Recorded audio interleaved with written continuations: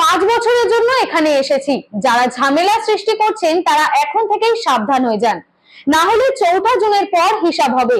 গদা নিয়ে কাউকে উৎখাত করতে হয় না, দেখলেই উৎখাত হয়ে যায়। সাত সকালে কাঁধে গদা নিয়ে প্রাতঃভ্রমণে বেরিয়ে তৃণমূলকে হুঁশিয়ারি দিলেন দিলীপ ঘোষ। মঙ্গলবার হনুমান জয়ন্তীর দিন দুর্গাপুরের ইস্পাত নগরের বি জোন বয়েজ ক্লাবের মাঠে প্রাতঃভ্রমণে আসেন তিনি। সেখানে দলীয় কর্মীদের দেওয়া গদা কাঁধে নিয়ে প্রাতঃভ্রমণ করেন, মহিলাদের সাথে আলাপচারিতাও করেন, সমস্যার কথাও শোনেন তিনি। যুবকদের সাথে ক্রিকেট ও ফুটবলও খেলেন। তারপরে সাংবাদিকদের মুখোমুখি হয়ে কি বললেন শোনাবো। মুখ্যমন্ত্রীর লোকেরা যার কাছ থেকে টাকা নিয়েছে তার কাছেই তো দাঁড়াবে, আমার হয়ে দাঁড়াবেন নাকি? এই যে প্রায় 3000 কোটি টাকা তুলেছে সাধারণ মানুষকে চাকরি দেবে বলে, অর্ধেক লোককে দিয়েছে, অর্ধেক দেয়নি।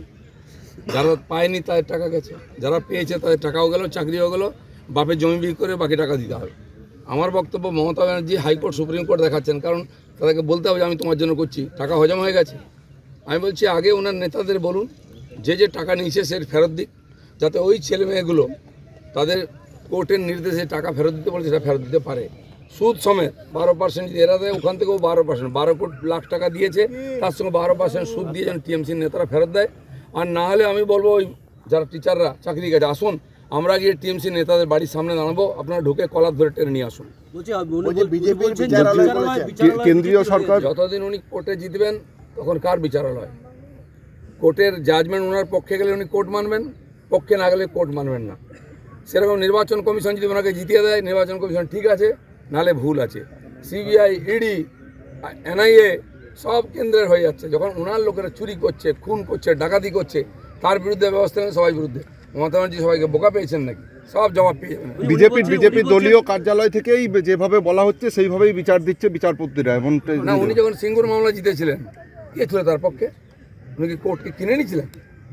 তখন ঠিক ছিল যে হেরে গেছেন, ঠিক আছে, আরে অপকর্ম করবেন, ফল তো পাবেন, এখানেও পাবেন, ভগবানের কাছেও পাবেন। এতগুলো মানুষের চাকরি গেল, আপনি কি মানবিক মানে তাদের জন্য কিছু ভাবছেন? তাদের কাছ থেকে যারা টাকা নিচ্ছে তাদের কথা আগে ভাবুন না। যারা এই দেশে, এই বাংলা শিক্ষা ব্যবস্থাকে, সমাজকে কলুষিত করেছে, তাদের সাজা যতক্ষণ না হবে এই ইনকোয়ারি, এই জাজমেন্টে কোনো মানে হয় না। সিবিআইয়ের দায়িত্ব এখন যারা টাকা নিয়ে চাকরি দিয়েছে, যার ফলে আজকে ওরা রাস্তায় বসে গেল, সেই লোকগুলোকে খুঁজে বার করা, সবার সামনে কমপক্ষে এক্সপোজ করা। বাকি তো তার সারা জীবন কি হবে। মুখ্যমন্ত্রী বলছেন যে মুখ্যমন্ত্রী এবং অভিষেক ব্যানার্জি দুজনেরই লাইভ থ্রেট আছে এবং বিজেপির দিকে অভিযোগ। কে ওদের থ্রেট করবে? টেররিস্টরা ভয় দেখায়, আমাদের নেতাদের খুন করেছে, ভয় দেখাতো। যারা পার্টিতেই টেররিস্ট আছে, যারা সারা দেশের টেররিস্টদের বাংলায় শেল্টার দিয়েছে, টেররিস্ট নিয়ে যারা ঘুরে বেড়ায়, শাহজাহানের মতো টেররিস্টকে কে পুষেছে? তাদেরকে কে মারবে? আর ইলেকশনে কোনো ইস্যু নাই এখন, প্রাণের ভয়, এই তাই পুলিশকে ফিট করেছে, এই বলো তাই বলো, এই সব সিম্প্যাথির ভোট চলে যায়। আমি মহিলা, সেটা চলে গেছে, আমার ঠ্যাং ভেঙেছে চলে গেছে, আমার মাথা পেটেছে চলে গেছে, এখন আমাকে মারছে। আরে তোমাকে পাশ দিয়ে কুকুরও দেখবে না, চলে গেল, তোমাদের ইমেজ হয়ে গেছে। সেই জন্যই কি আপনি গদা হাতে আজকে মহাবীর জয়ন্তী, হনুমানজির জয়ন্তী, তো হনুমানজির পুজো তো গদা নিয়েই করতে হবে। লাড্ডু তো খাবেন না উনি, মানে ছোলা খাও আর গদা ঘোরাও, এটা হচ্ছে হনুমানজি। গদা হাতে কি কাউকে উৎখাত করবেন? সেখানে পতাকা লাগানোর বাধা দেওয়া হয়েছে, কালকে ঝামেলা হয়েছে, সব জায়গায় এটা হচ্ছে। যত দিন এগোচ্ছে আমার তো মনে হয় কীর্তি আজকে নমিনেশন করার কথা করবে কিনা জানি না, তার আগে প্যাকিং হয়ে যাবে। তাদের নেতারা বুঝতে পারছে হেরে ভূত হয়ে যাচ্ছে, পাবলিক সঙ্গে নেই, কর্মীরা আসছে না, নিজেরা মারামারি করছে, তো কী করবে? আমাদের গায়ে পড়ে ঝগড়া করছে। আমি বলে দিচ্ছি দিলীপ ঘোষ এসছে, ভেবে চিন্তা হাত দাও, কারণ আমি 4 জুনের পরেও এখানে 5 বছর থাকার জন্য কমপক্ষে এসেছি। হিসাব কিন্তু তখনও বুঝিয়ে দেবো। এখানে কালু মালু হালু হুলো কে গন্ডগোল করেছে কালকে, সব রিপোর্ট আমার কাছে আছে।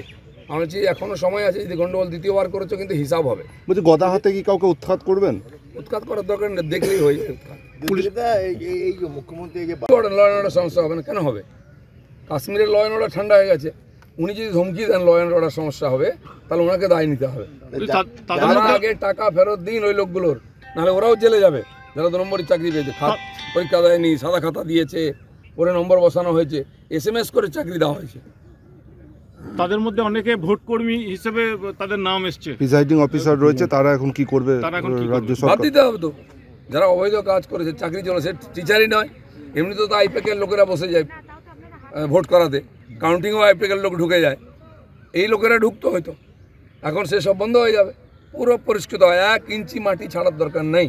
একটা শিক্ষার দরকার আছে, দ্বিতীয়বার যেন কে এরকম অন্যায় ভুল না করে। দিলীপদা বলছি যে এই যে ছাত্রছাত্রীরা ক্ষুদে ছাত্রছাত্রীরা হ্যাঁ, এই নিয়ে কি বলবেন? আপনি 12 বছরের গল্প শুনুন, পশ্চিমবাংলায় সব ডিপার্টমেন্ট সব কিছু আস্তে আস্তে ধ্বংস হয়ে যাচ্ছে। একটা প্রজন্ম নষ্ট যে হয়ে যাবে। পরীক্ষা দিল না, যে পাস করলো না, সেই যদি টিচারই করে, তো আমাদের ভবিষ্যৎ প্রজন্ম কি তৈরি হচ্ছে? আর ক্ষতি না হোক এটা আমরা চাই।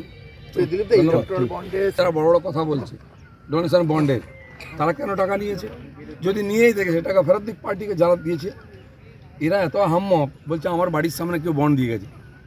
তোদের মতো এরকম হাঁটতে বুদ্ধি আছে নাকি? লোক বোঝে না কিছু। আমার বাড়ির সামনে দিতে পারতো, আপনার বাড়ি সিপিএম অফিসে কেন দিল না? চেনে না, ড্রপ বক্সে ফেলে যাচ্ছে, টাকা ফেলার জায়গা নেই। যেটা বোমা বিস্ফোরণ কি বেকুবে হবে? লোককে। বোমা বিস্ফোরণ কি হবে এক সপ্তাহ পর? রোজ তো বিস্ফোরণ হচ্ছে, বোমা ফাটছে, এখন অ্যাটম বোম ফাটছে। একটা হয়েছে, একটা সবে শুরু হয়েছে, দেখুন না বোমা তো কত ফাটছে আজ কি নাকি। ওরা পাড়ায় ফাটায় আর বাকিরা কোর্টে ফাটাচ্ছে, এদিকে ফাটাচ্ছে, এত থাপ্পড় খাচ্ছে কোর্টে গিয়ে, গাল লাল হয়ে গেছে, তাও দেখুন লজ্জাও নেই। আবার সুপ্রিম কোর্ট যাচ্ছে। সুপ্রিম কোর্টে গেলে কি হবে, আগেও গেছে। ওরা ওই কি রক্ষা কবচ নিতে যেত, একদিন বাঁচাবার জন্য যাচ্ছে না, ইউনেও চলে যান, কেউ বাঁচাতে পারবে না।